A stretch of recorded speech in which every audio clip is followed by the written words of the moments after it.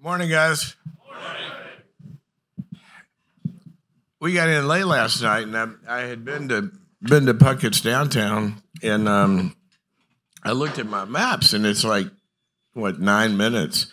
I said, oh, good, I can sleep in. Woke up this morning, look, there's a text from Andy. No, Franklin. So I'm awake now. That woke me up. Well, thank you, Andy, and thank you guys for having me. Can I steal this out of there?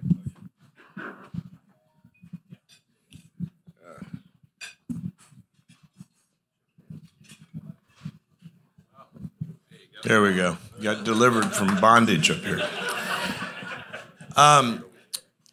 So we don't have a countdown clock. I'll try to make this quick. So let's close in prayer. We can do that. You know, when I was a kid, my dad used to take me to the Tuesday morning, I think they call it the men's Bible class breakfast. And I walked in this morning and I felt nothing better than men getting together for breakfast and connecting and talking about life.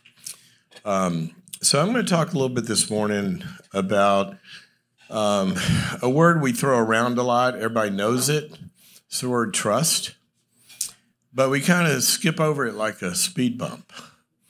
And we all pretty much know what it means to trust somebody. But when you go through life, let me ask the question, any of you ever, now don't raise your hand if that person's at the table with you.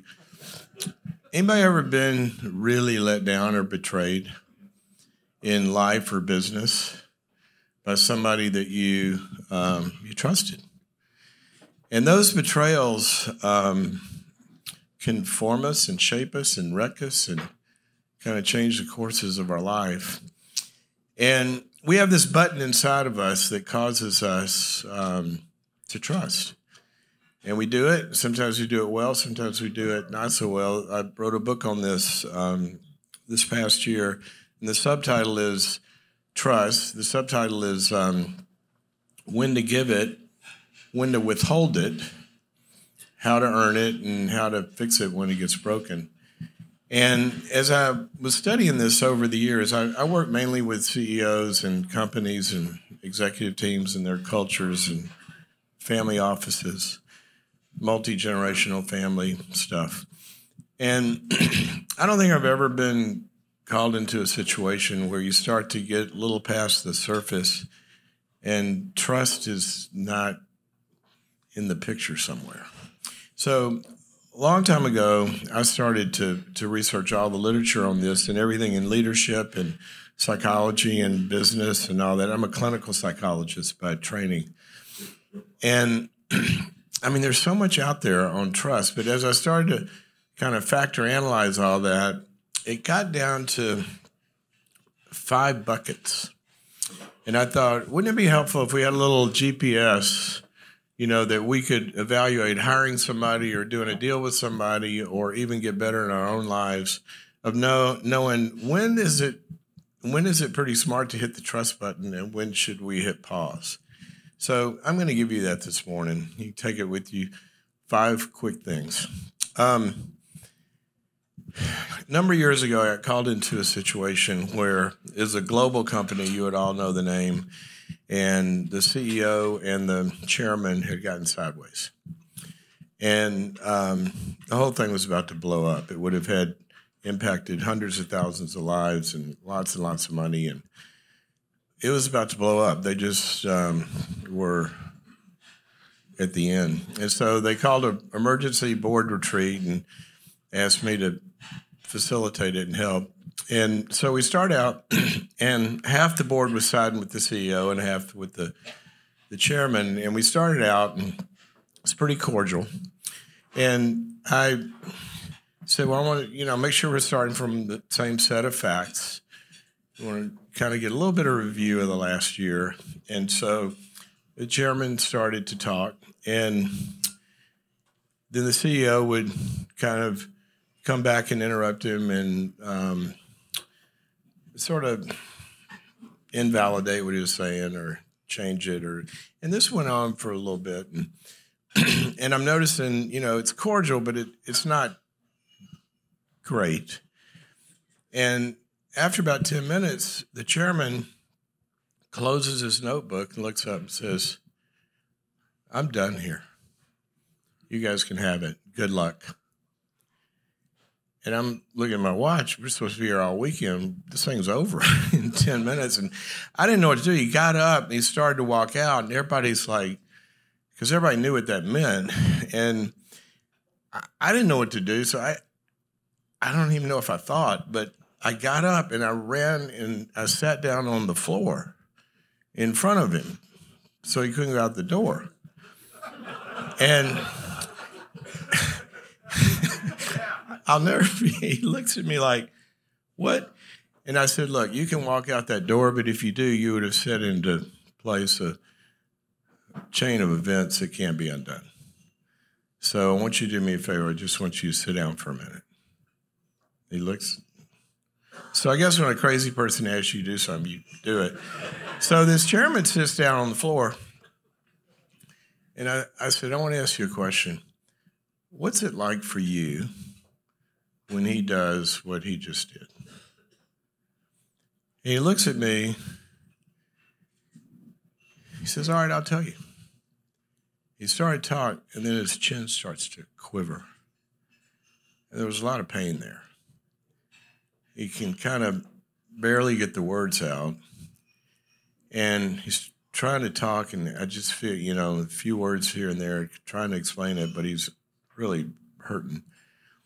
Well, I noticed movement over here, and the CEO had gotten up, and he was walking over. And he sat down on the floor. He reached out, and he puts his arm on the chairman's shoulder, and he said, I never knew I made you feel that way. That's the last thing I would ever want to do. I am so sorry. And the guy looks up at him and and I could tell something was happening, so I asked the board to leave. We talked for about an hour and a half. And then the two men went out and said, okay, you guys can come back in. I think we can go forward. Well, it took about another year of a lot of work, but they had a pretty good 15-year run after that. And that gets us to kind of the first element of trust. When you look at the algorithm, I said there's 5 of these. I'm going to have to race through them. I'm sorry. But the first one is we trust someone when we feel like they understand us. Understanding, and, as leaders and guys, we think we understand somebody when we understand them. But remember this sentence, bless you. Thank you. You're welcome. I understand. We understand somebody not when we understand them, but when they understand that we understand. And, the Bible is very clear about there's so much neuroscience around this. You're wired, your whole system neurologically, starting with mirror neurons at birth. You have, a baby looks up and mom, and they're upset, and she responds. And the mirror neurons tell me the number one question that every human's asking 24/7 before anything else, and that is, am I safe? And they feel that through attunement and somebody really listening, and they start to open up. And we're wired this way. It goes from the womb to the tomb. And this thing about understanding, it begins to, especially guys, we do this. We think we understand, and we start to persuade people to trust us, talk them into the deal, tell them why our idea, on a team is the way to go. And we're persuasive, but nobody's listening until they feel like you get them. And we try to get them to get us by having them understand us. But the way the algorithm works inside of a person is they've got to feel like you really know what matters to them. Your customers need that. Your investors need that. Your kids need that. Your wife needs that. How many times does a spouse come home to a note after 10 years of marriage, says, I can't do this anymore, and they're gone? The other spouse goes, what? And well, she's been trying to tell you for 10 years. We're not listening. So that's the first one. A few years ago, I fell out on Santa Monica Pier. We just moved here from Los Angeles. Yeah, I'm one of those, sorry. I'm from the South, if that helps. If I look 14% richer, some of you get that. But I fell out on the pier my knee had been going out. I'm a competitive golfer throughout life, and my knee went out. It had been getting bad over a year, and one day I hit the pavement, and the nerve pain was so bad, they had to take me to the emergency room. Long story short, I got to have a knee replacement. So I start looking for a surgeon, and I go to the guy. The guy, everybody says is the best. So I go to the guy, and he walks in, "Hi, I'm Dr. So-and-so. I looked at your x-ray. You need a total knee replacement." He said, "I understand this. That's what you need. And if anybody tells you anything differently, they're wrong. So, you can go out and schedule it, and good to meet you." Started to walk out. I said, "That is not enough to amputate my leg." It just didn't feel, and he's the guy, he understood, but I didn't feel like he understood me. So a friend of mine refers me to another guy, and he calls me, and he said, "So I looked at your MRI." He said, "How are you walking around?" I said, "Well, I'm not. I've been in a wheelchair for a month." And he said, "Well, tell me about the pain. When did it start?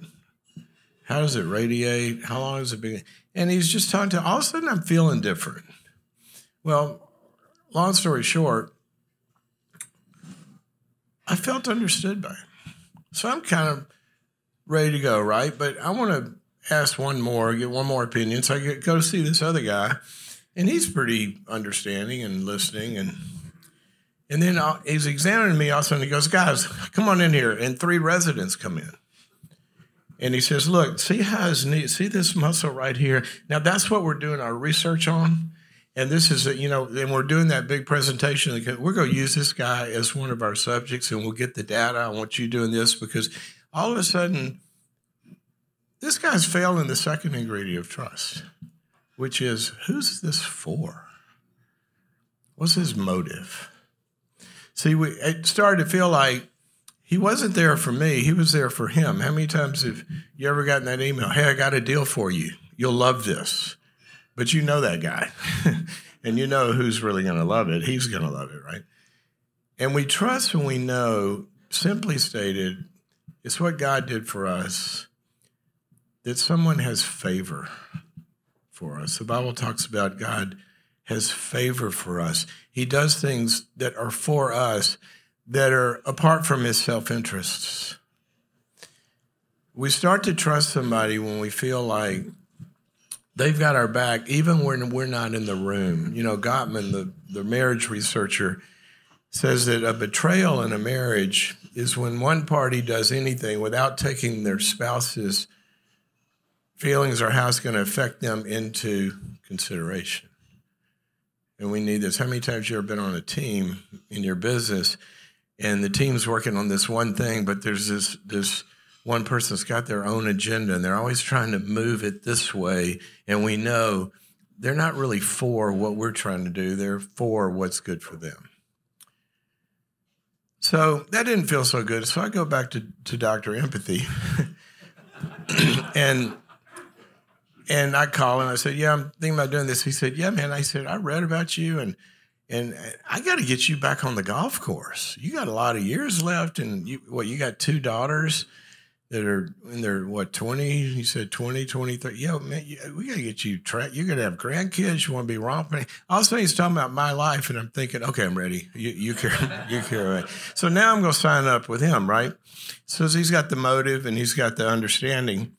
And then, but what if that guy had said at this point, I'm feeling all, taken care of, and all of a sudden he goes, "I can't wait to do your knee because I'm an OB-GYN. I've never done one of these before."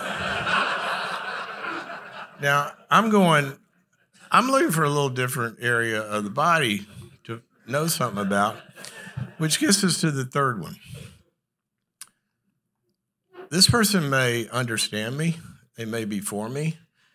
but do they have the ability to pull off what I'm entrusting to them in this context? How many times you've seen best friends, they love each other, they trust each other with life, they say, we have so much fun, our wives love each other, let's go into business together, let's open up a business. Trust that guy with your life until 6 months later, you realize he didn't know schmutz about running a business. I trusted him with my life and everywhere, but this is the wrong context to trust. A friend of mine called me. He said, my daughter's boyfriend called and wants to take me to dinner. He said, I know what that means. This kid's never bought dinner for me. He's going to ask for a hand in marriage. He said, what do you do at that dinner? How do you conduct that conversation? I said, well, I got 2 daughters. I know what I'm going to do. He said, what? I said, I'm going to tell him to show up with his last 2 years' tax returns. And he laughed. He said, yeah, right. I said, I am dead serious. He said, you'd never do it. I said, of course I'm going to do it. He said, that's so intrusive. I said, look, he can white out the numbers. I don't care what the numbers are on the tax return. I just want to know if he can find them. Do they exist? So because the job description of a husband is way different than the job description of a boyfriend. There's a context here. And he might be caring and have good motives, but my daughter's going to join her life to this guy.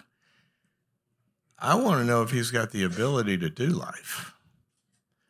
So this thing, it's like I got called to a company one time that they had a new CEO in the past year, and things weren't going great. You know, morale was down. They weren't really getting the movement they needed, and do all the interviews. And I come back and I said to the chairman, he's been the CEO a year? And they said, yeah. I said, how did he get to be the CEO? He said, well, he was our COO, and he was awesome for 10 years. We did, distribution channels and supply chains and infrastructure is incredible. So our CEO retired, and we made him CEO. He was the COO. I said, where did he get the E? They said, well, we promoted him. I said, I know you put him in the chair, but where did he get the E? The chip for the CEO, not the OO, because I'm looking at this company, and it's being operated. It's not being led. See, there's a context. My daughter, any of you, have you raised teenagers? When Olivia got her permit, remember that day? Because we had driven golf carts and parking lots and all that. But we get out there on the real street the first day, and she goes down to the first, and I'm freaking out, by the way, just sitting in the wrong chair.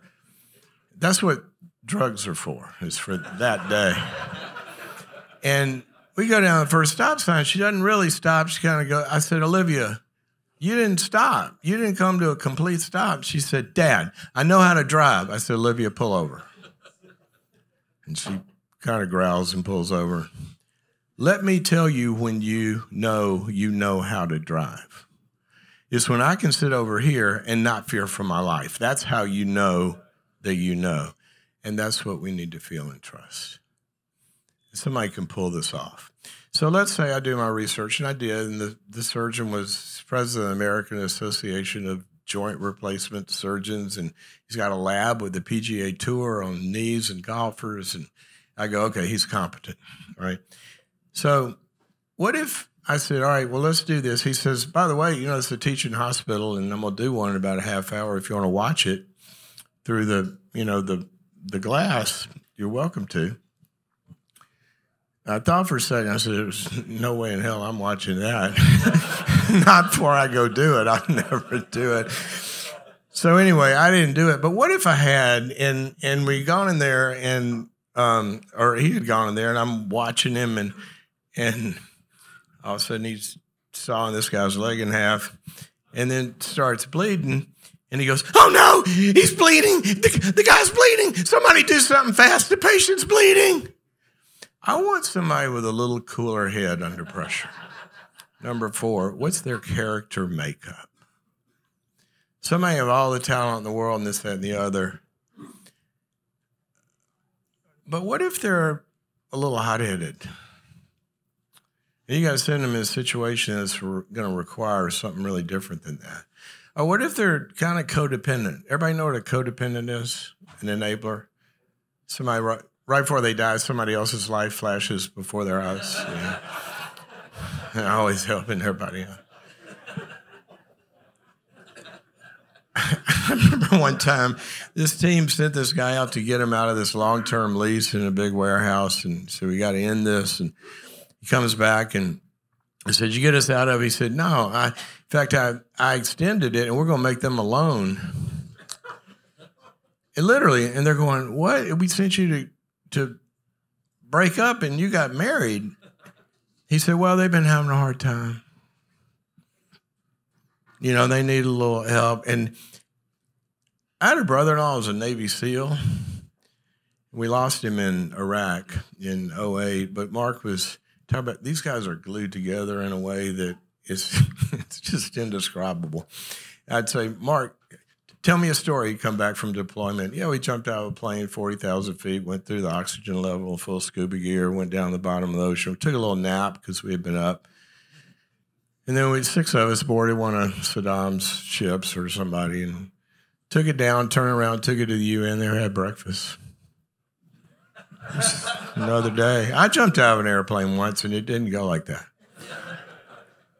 But if the bad guys are coming after me, I want Mark. Not only because of his competencies, because he's how he's glued together. His makeup. Now, my dog died. I ain't calling Mark. He was the least, I did their wedding, he and my sister-in-law, and they both flunked the sympathy scale. I'm going, who's going to be nice in this marriage? They actually had a great marriage, but they were tough skin. My dog dies, I'm not calling Mark. He'll say, "Well, let's go shoot another one. You won't feel as bad." You know, I want somebody in that context that's got a little compassion, right? You send somebody, hire them to do a turnaround project, and they need a lot of attaboys, a lot of encouragement. There's not going to be any good news for a year. You want somebody that their makeup is, they can't wait to eat a problem for breakfast. So we look at context of how somebody is glued together to trust what I'm entrusting to them. So let's say, doctor, empathy, good motive, good character, and, you know, he's got the competencies and all this, so we got 4 of them checked off the list. And then he says, "All right, well, let's go do this." So we walk out of the exam room, and we're walking out to schedule it, and there's a dead body lying in the hall. And we walk out there, and I stop, and I go, "What? Who? What?" He goes, "Well, that's the guy I operated on yesterday. It didn't go so well, but we'll do better with yours." I don't think a day is long enough for him to get better. The 5th one is, what happened the last time? What's the track record? Now, I have devoted my life to helping people that have bad seasons or bad stuff or, you know, turn it around. A failure, a long period of failure, doesn't mean necessarily that person's not going to be trustworthy and a stellar performer later, but the past is always the best predictor of the future. So maybe they had a lot of failures, and they say they're sorry, and we forgive them. They say, "I'll do better." Well, forgiveness is about the past, and we can wipe that out, but trust is about the future. Forgiveness is free and trust is earned. So we don't, from day one, put somebody back in that position or necessarily after a big betrayal of trust. But what we want to see is we want to see a new past getting developed, a new track record where we can see that we can gradually, you know, because sorry is not enough. It's essential. But it's not enough to know sometimes that we can trust. This track record is a big deal. Our minds build mental maps. Every interaction somebody has with you, they're building a mental map. Okay? And so it's like you walk down, get coffee in the morning, and you know the map, and you don't even need the lights. You walk right in there, and you just go. You trust because you know how this works. But what if your wife moved the couch? My wife she loves to start a project at like midnight. And she's never started one of these that didn't require 4 handymen later. I mean, it just something happened. One night she was going to hang new blinds, and we had been out. It's like 12:30 in the morning. She said, "No, I won't take long, and come hold this." She said, "I'll hold it, and you drill it." And it slipped, and I drilled right through her thumb. We're in the emergency room till 4 in the morning. The guy goes, "I'm not going to ask, but what are y'all doing with a power drill at 1 in the morning?"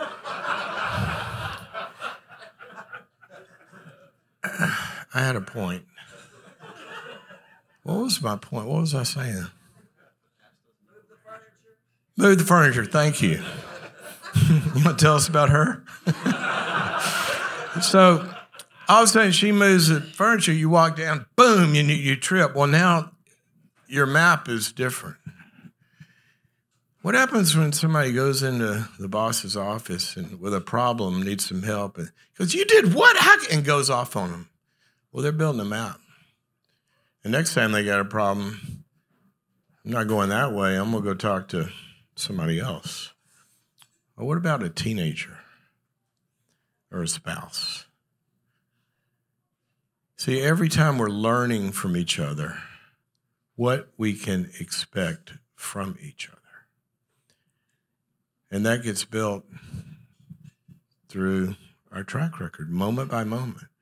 Now, we can all make mistakes, but if that pattern is a good one, mistakes, it's easy. Mary's not there for the meeting at 8 o'clock, and everybody goes, "Well, we got to wait for Mary." Why would you wait for Mary? Because Mary's always there at 8. She'll be here. And at 5 after, when she's not, what does everybody feel? They're worried about Mary. Somebody go check on her. Something's wrong. You have compassion. Now, there's a mistake. Something's wrong. If Joey doesn't show up at 8, you start the meeting. Because Joey's track record, he's not going to get there till 8:20 either. He thought the breakfast was downtown. His track record's big. Tori and I, years ago, before GPS, I love it when I'm talking to guys like this because I say, before you had GPS on your phone, talk to a lot of audiences and they look at me like, what does that mean? Back before we had that, and we had a map, and we got some friends that started a church down there in South Louisiana, and we will come visit you, and they moved down there. I said, "Where do you live?" He said, "About 60 miles south of New Orleans."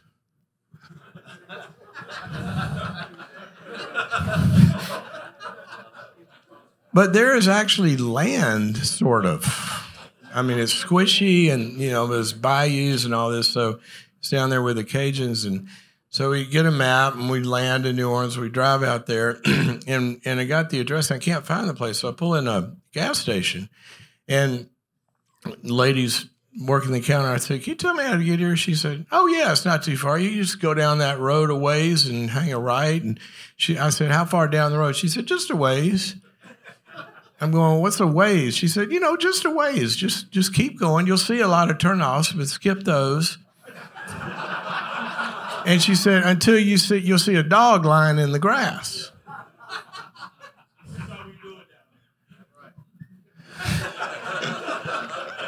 I'm riding with you next time.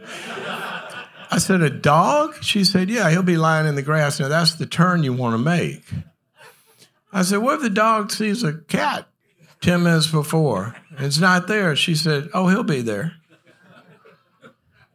I go back to the car and tell Tori, "We're looking for a dog."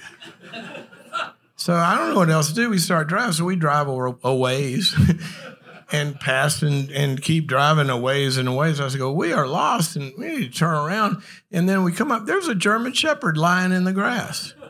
We turned right and there was the place. How did that woman know that German Shepherd was going to be there? That dog had a track record. He had been there every day for however long. We have to ask ourselves, what kind of track record am I building in moment-by-moment interactions with the people who need me? One of the questions I love to have teams ask each other, and I asked Tori, and we used to go around the table of family meetings on Sunday night and ask the question to the family, what's it like to be on the other side of me? How's my track record? What am I doing that you like, that helps you? What do you want me to do more of? What do you want me to stop? What do you want me to do I'm not doing? And we're building that track record all the time. We need to be cognizant of it. So I'll close with this. Years ago, I hit bottom in college. I'd been recruited to play college golf and had an injury and had to quit. And my life was over at 19 or 20. Ended up in my dorm room. And I didn't know what to do, and I was worried about life. My girlfriend and I had broken up. How do you find the right one? How do you know what you do with your life? I don't know. I'm an accounting and finance major, but that was a placeholder because I wanted to play golf. What am I going to do? How do you find a career? I didn't know what to do, and I hadn't read my Bible, and I took one to college, and I looked up, and it was on the counter or on the bookshelf, and I felt kind of like something.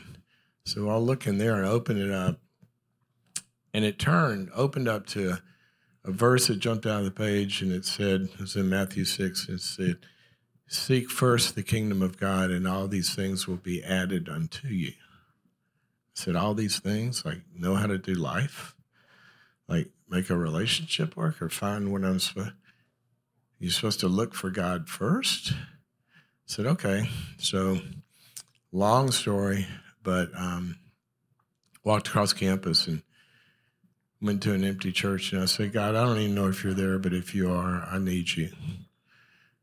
Now, I was expecting to get zapped. I'd seen that on TV.